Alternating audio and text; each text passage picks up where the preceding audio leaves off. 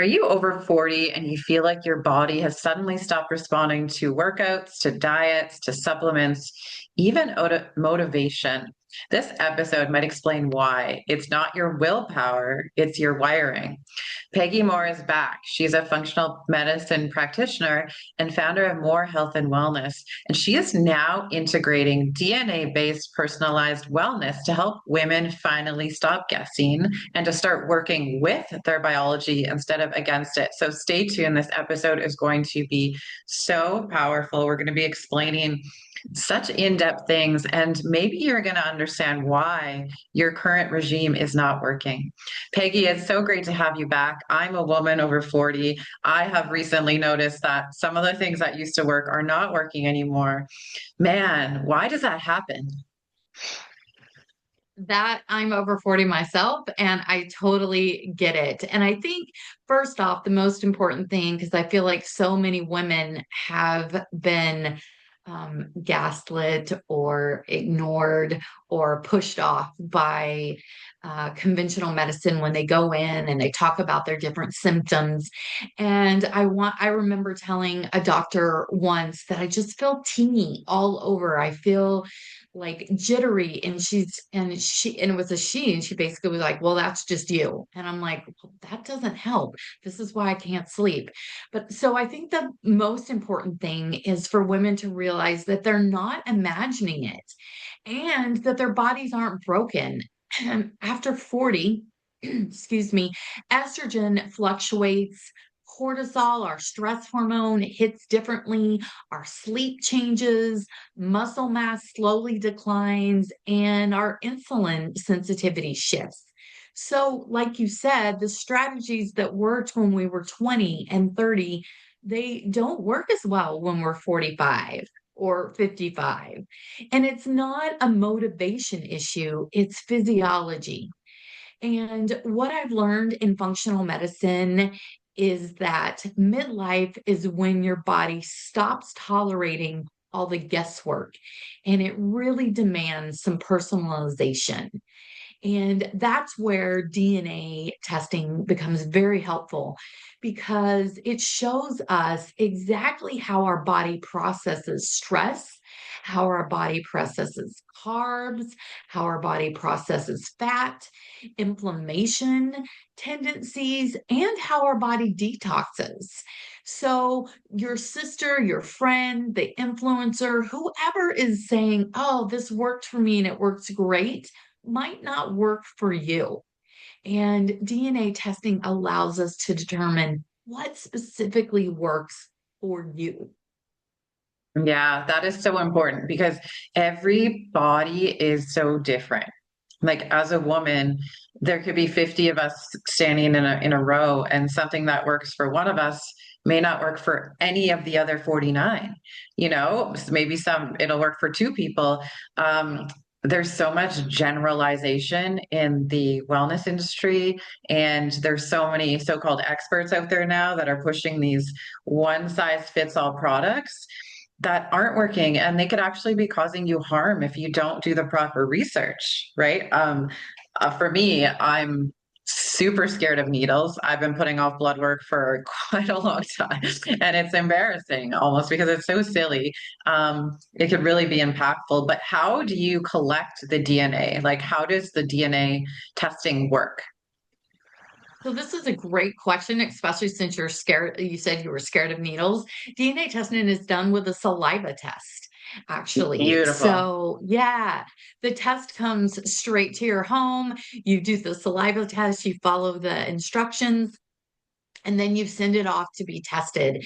And it gives us this like 18-page document of all these different things. It's able to excuse me, help us show how efficiently you metabolize caffeine.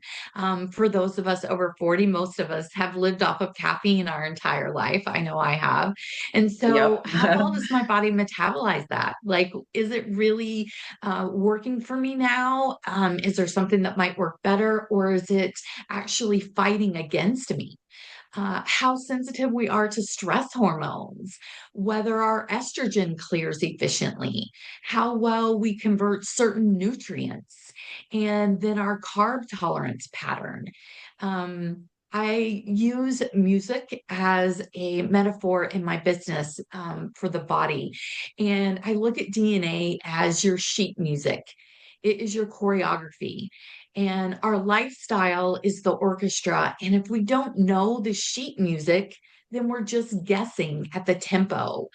DNA does not determine your destiny. It is not a this is absolutely what is going to happen, but it informs you and lets you know a strategy and helps you know your tendencies so that you can make better decisions and so that you're not guessing. Does it also include like different types of workouts? Like I know that some women thrive on keto or intense like hit workouts, while other people they don't respond so well. Like, is that a thing?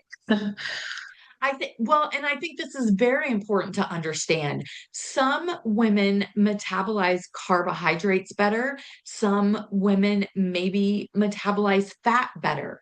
So you want to work with your body. And if you don't metabolize carbs well, then that low keto diet may work for you. But if your body is fueled more on carbs, then when you try to do keto, it actually fights against your body, and your body responds by being stressed, which increases your cortisol. And new actually literature has come out. It's super interesting that especially in women over 40, a lot of times those cortisol responses, how your body responds to stress actually affects that weight gain more than what you're eating. So if you're stressing out your body, I don't want to say it doesn't matter what you eat, but you could be on the strictest best diet doing those high intensity workouts and it's actually doing more harm than good. The DNA testing also helps us understand workouts. Like you said, does your body tolerate those high intensity workouts? Some women can do HIIT or really high intensity workouts and feel great and feel energized. And other women just feel tired and exhausted afterwards. And so, knowing what works for your body, we don't want to stress your body out so much that it can't work properly and you end up feeling bloated, you end up feeling wired when you should feel tired. We want to be able to create some consistency and understand how to work with that body instead of I see so many women are like, I'm on keto and I'm doing high intensity workouts and I'm doing this, but I just feel exhausted all the time. Well, that's actually triggering your stress, your cortisol, and your stress hormones, and it's kind of working against you. So we may need to do some shifts. And instead of blaming yourself, which is what we all do, we blame ourselves. I should have worked harder. I should be stricter. Let's learn how we're wired and work with our bodies instead of against it. And that's powerful. Yeah, one thing that I noticed really obvious, I'm going to be 42 this year, and I used to fast, and not because didn't want to eat or lose weight. It was more because it made me feel better.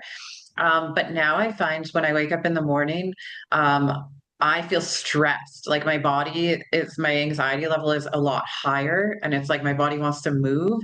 If I have like eggs and an avocado or some kind of avocado oil, or what is the word I'm looking, coconut oil, sorry. I find that it helps my body relax so quickly. Whereas the days where I don't feed my body proper nutrients, I still am in that high stress mode. And so now my body needs fat and protein within at least half an hour of waking. Otherwise, I stay in that high stress level. And I didn't know what that was because when these things change, they can change overnight, it feels like. And then all of a sudden you have to pivot and it's like, what's happening to my body? And then to layer on the week to week hormone shifts, it can be really confusing if you don't understand what your body's doing. Yeah, absolutely. I love that you know your body well enough to recognize that. Fasting is one of the things I talk about with my clients because, absolutely, especially as we get older, our body doesn't tolerate that intermittent fasting as well. I do believe in fasting for 24 or 36 hours, maybe once a quarter or once every few months, because it helps to clean out the cells, reset your gut. It's kind of a resetting progress process. However, the fasting every day, the intermittent fasting for women that are over 45 is not as beneficial for them. They need that, you need that protein, a little bit of fat in the morning to kind of help your body calm down, like you said, and get set for the day. One of the big things also I think that a lot of us were taught at our age is that eating every couple hours. And for women over 45, especially where hormones are shifting, where sensitivity is increasing, it's important to allow our bodies the time, and it does need a little more time to process our food. So having that breakfast within 1 hour of waking is a good idea, having that complete meal and then giving your body 3 to 4 hours for the next meal and then 3 to 4 hours for the next meal allows your body the time to process that glucose, process those nutrients before you're hitting it with more. I talk to so many women who are like, oh, I don't eat a meal, I just graze all day. And that really starts to wreak havoc with your glucose and your insulin when you get older. And it doesn't give your body that appropriate time to really absorb those nutrients and give your body the energy that you need. And once I see women and I talk to them and we start this meal plan where we eat and then we give ourselves a few hours, they they feel better, they have more energy in the afternoon, and then they also don't have that spike where they wake up in the middle of the night. Right. Yeah.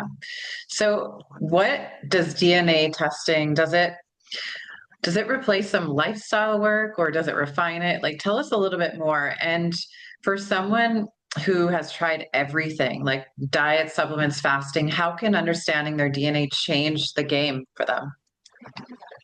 Oh, this is a great question, too. So, like I said, DNA is like your choreography, and how you express that is your lifestyle. So, DNA testing is not going to replace lifestyle changes, but it helps you to sync it better. DNA testing is not diagnostic, it does not diagnose illness or disease. It just shows your body's tendencies and gives you that framework so that you can make better decisions on how to better decisions on nutrition, what your body needs, better decisions on those carbohydrates or fat, what does your body process better, better decisions about exercise, how is your body responding to stress, how does your body detox. I think this is a really important thing, and I just learned about this recently, and I think it's fascinating. So, learning how your body detoxes, especially those hormones. So, we know after 40, your estrogen and your progesterone start to fluctuate. Well, your liver actually detoxes things in a couple different ways. And if your liver is not detoxing properly, which is a little tired after 40, and so we really have to look at that. But if it is not detoxing properly, it basically will just recycle the estrogen. So you're getting estrogen recycled and recycled and recycled. And if that is happening, it leaves women feeling bloated, it leaves them feeling irritated, and it leaves them feeling with that tingy feeling. So that feeling that I was having, that being edgy all the time and feeling like irritated, and like my husband could never breathe appropriately. Like everything was just getting to me. Was actually my detox pathways were not working appropriately. And so I had to do some things to make those better, to heal my body a little more, and to work with that so that my estrogen was able to clear and I was able to feel better, feel calmer. My progesterone levels, which is your calming hormone, were able to balance out. And now I'm able to feel calmer. I sleep so much better, and I don't have that constant teeming feeling. So just tell us a little bit about what you did in order to help your hormones, because I hear women every day say that they are just like anxious all the time. So what are some things that were helpful to you? Well, I think the biggest thing is really looking. I really did look at my gut. I looked at what was going on with my gut. So I did do some gut testing. My gut microbiome was off. And if your gut microbiome is off, then your body can't absorb nutrients. And your body can't detox properly. So I did some changes to my diet. I started drinking water in the morning instead of reaching for caffeine first thing, which is my love. I love my caffeine in the morning, but just getting some hydration in there before that.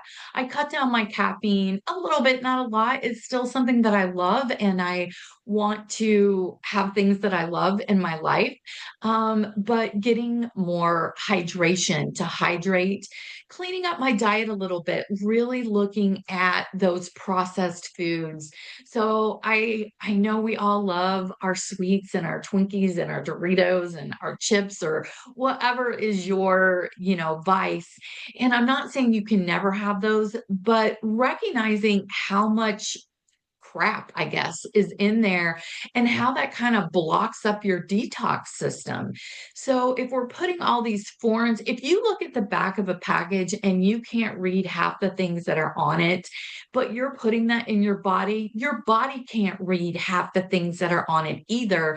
And so your body doesn't know what to do with it. So it starts to clog up that detox system, and you're not able to detox things appropriately. And so it builds up and you start to feel bad. So I took several months to really clean up what I was putting in my body, really hydrating my body. I had to really work also on my stress. So I was doing those hit workouts and pushing myself and blaming myself. And that was creating a lot of stress in my head, which I'm telling you, what you tell your head affects your body. So it was telling my body we're stressed, and that was causing a lot of issues. So I had to learn a few things, hydration being a big one, cleaning up my diet and my gut, really healing my gut. I took several months of really healing my gut, giving it only nourishing, plant-based, really good foods, clean grass-fed meats for protein, and then really working on doing strength workouts, but ones that weren't stressing me out. I was doing CrossFit. I love CrossFit, but it really stressed me out. You got to do 500 of this and 600 of that and 8 of that, and you got to do 10 rounds, and you got a little whiteboard to mark it all Yeah. down. And I didn't really recognize how, at my age, that was really stressing me out. And so I believe that strength training is super important for women, especially over 40, because we want to have stamina for a long time. But we can do that in a way that is not stressful and putting so much pressure on ourselves. So, those are just a few things. Let me recap. So, hydration, really cleaning up your gut process and your diet, learning how to manage stress. So, really working on the breathing, working on how to say no, have Mhm. boundaries, um, and decreasing that stress. And I will tell you, once you do those things, I have worked with so many women, myself included, that it's just a nicer way to live. I feel so Mhm. much better. I'm able to sleep so much better. I'm not having that bloating all the time. I don't have that anxious feeling all the time. So, just working with someone to help you recognize what your body needs and then working with that, figuring that out and working with your body instead of against your body can make life so much better. Yeah. And like, I really think the foundational pieces are the key, the what we're feeding our bodies, what we're putting in our bodies, and to layer on top of what we're telling ourselves, our like limiting beliefs, the things that we say to ourselves in our subconscious we might not even recognize. I was doing some healing work over the summer and last summer, and I did an experiment with plants where I tried to grow two plants independently. And each morning I would talk to the plants differently. And so one of the plants I would tell, I'm like, you're so beautiful. Here's some water. And the other one I treated poorly. And no word of a lie, they grew differently.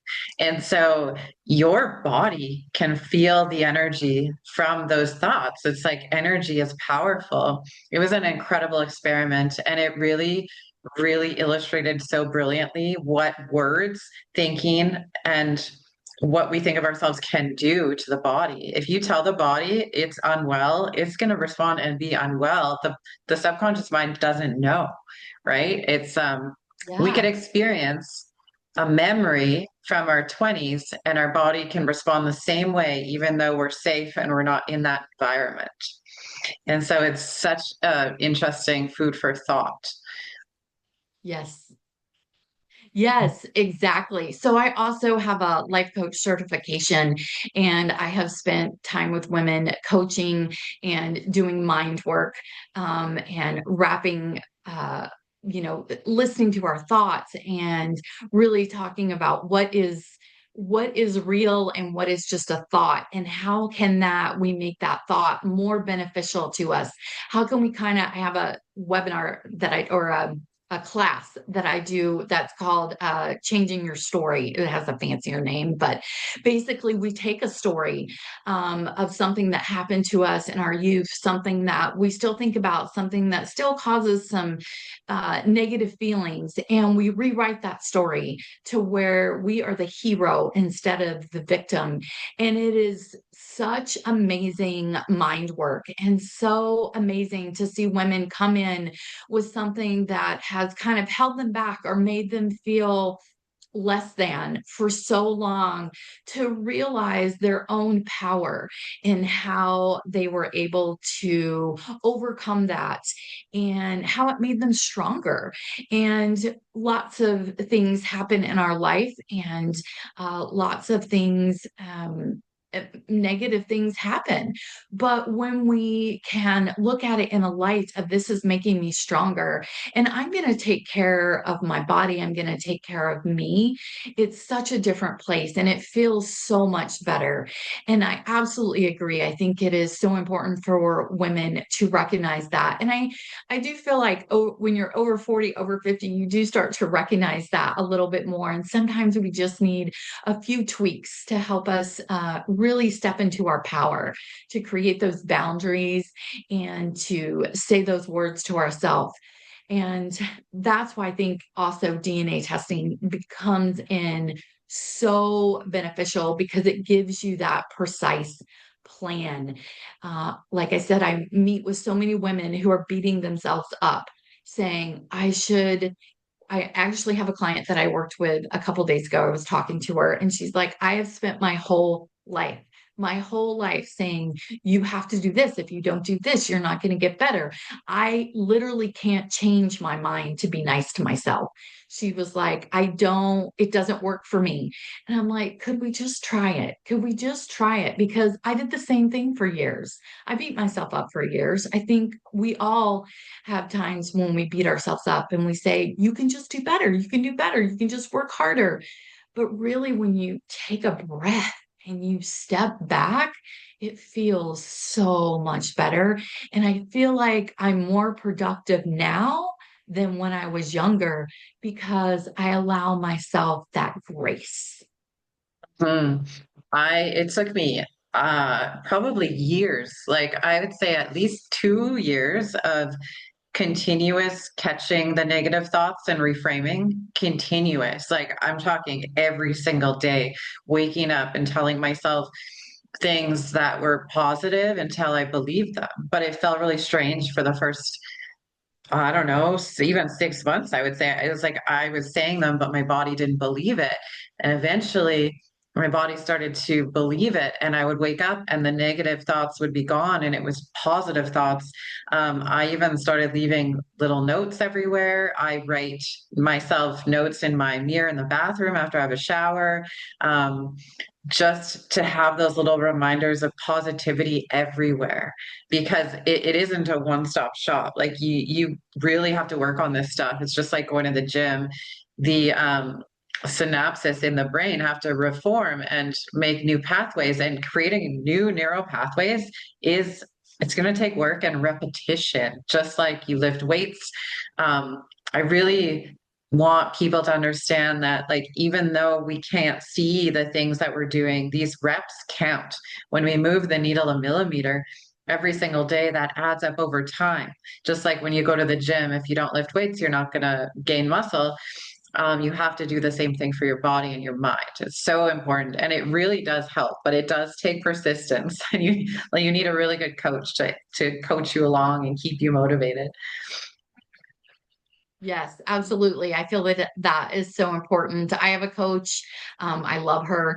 And often it's funny because I'll think I'm doing good and I'll tell her and she'll be like, now let's think about this. Is this really serving you? Is this a thought that is serving you? And sometimes it's not. And sometimes we don't recognize that. So absolutely. I think the most important thing for women to realize is, especially at this time in life, is that our body isn't broken. It's communicating to us. And as we communicate to our bodies, it communicates back to us. And instead of looking at these symptoms as things we want to suppress or we want to get rid of, let's ask, what is our body telling us? What are our genetic tendencies? What is the blueprint of our life? And how can we work with that? I love how you talked about your body in the morning, how you recognized that you needed to eat in order for your body to feel calm. And I think that's very intuitive. A lot of us would listen and say, oh, I don't have enough willpower. I just need to suck it up and I just need to keep going. And that might work in your 20s. It might work in your 20s and 30s when your body is a little more resilient. But as you get older and things start to shift, it's not going to work. We really have to learn to listen to those symptoms that our body is showing to us and learn how to work with them so that we can feel better. Yeah, absolutely. Now, I know there's a lot that we covered today and a lot of different aspects of things. If someone out there is listening and they are looking for one or two small steps that they can take towards their personalized wellness today, what would you recommend first? I would recommend journaling, I think, is one of the most powerful tools that we have. And really tracking. And I have several clients that we started with this because when I did my health interview, the questions were all over the place. And then when I would dig in deeper, I would find more. And so journaling helps us put that all together. Telling yourself how you're feeling, what you're thinking in this journal form helps you to see patterns. And you're able to really recognize, oh, I'm feeling really jittery and really anxious in the morning when I don't eat. But then tomorrow, when I do eat the breakfast and I write it down, oh, I feel calmer. I feel better. You're able to see that in hardcore data. And for us women, we like I like hardcore data. I'll put it like that. We all want to know like our steps. I walked 10,000 steps today. That's data that makes us feel empowered, right? So journaling is huge, right? Have a client right now who is really struggling with brain fog and nausea. And we have done some testing, but we're still not quite to where what's really going on. We think it's probably a hormone issue, but really honing down on that journaling. What exactly, when is that nausea coming? What makes it feel better? What makes it feel worse? Can help us think about I have a grandson who has really severe eczema, and it's triggered by different things, eggs being one of them. But it took the mom kind of writing that down to really figure that out and make that connection. So I think the number one thing is journaling those symptoms, journaling your thoughts, and keeping track of it over time. It does take a little bit of discipline, but oh my gosh, what amazing information you can get from that. And that could be like your own blueprint if you want, to help you make decisions that help your body to heal and help your body to feel good. If symptoms are your body communicating to you, let's write those symptoms down so that it's actually a two-way conversation between us. I love that. Tell everyone more about what you do and where they can find you. Yeah, so I am a functional medicine consultant. I'm a nurse of over 25 years. I'm a life coach, and I help women over 40 feel better, basically. So I help them recognize what's going on in their body with DNA testing. I help them look at their gut health and their metabolism, and what can we do to help them feel energized, to be able to sleep all night, and to be able to feel as good as they did in their 20s and 30s, because they should be able to feel good. My website is More Functional Health and Wellness. I'm on Facebook under More Functional Health and Wellness, and on Instagram. If you ever go to Eventbrite, I usually do monthly webinars there, and they're free. And you can come and I'll teach you. Today I'm doing one actually on personalized medicine and how DNA testing can help you learn more about your blueprint. And this podcast will come out later, but you can always go to my website and my or my YouTube channel and get the replays there. Amazing, amazing. It has been such a pleasure speaking to you. I love our conversations. They're always so empowering. Thank you so much for being here. Thank you. Thank you so much for having me. So much fun. And to our audience, as we get older, life should be getting easier. So if you're a woman over your over 40 and you're struggling with some of the things and maybe other things, there's a whole list of things that we didn't even touch on today. Maybe it's time to look at your DNA. Maybe it's time to call someone like Peggy and really do the work and start digging in so that your quality of life can improve. It's really not fun to be irritated every time your husband breathes because unfortunately they have to breathe. So stay tuned for more episodes. Until next time, take care, everyone.